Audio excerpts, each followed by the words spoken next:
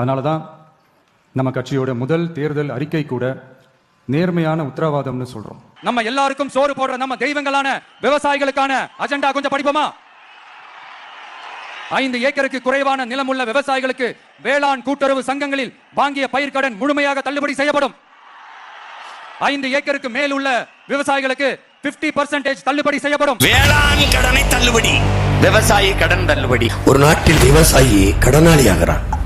வேளாண் கடனை தள்ளுபடி செய்கிறோம் மாதிரி ஒரு கேவலம் உலகத்தில் உண்டா?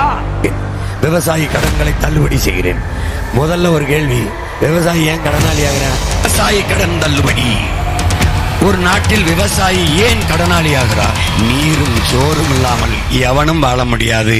அந்த சோறை உலகத்திற்கு கொடுக்கிற மனிதனின் உயிர் தேவையாக இருக்கிற உணவை வெம்பாடுபட்டு விளைய வச்சு கண்ணு மொழி பிதுங்க கண்ணச்சதை தொங்க ரத்தம் வேர்வையாக உருகி ஓட உடம்பெல்லாம் உப்பு பூக்க கால பெருபெரும் வெடிப்பு வெடிக்க வெம்பாடுபட்டு வெயில்ல காஞ்சு மலையில நனைஞ்சு பனியில நனைஞ்சு உழைச்சு விளைய வச்சு கொடுக்கிற விவசாயி ஏன் ஏழையாக இருக்கிறார்? இதான் கேள்வி.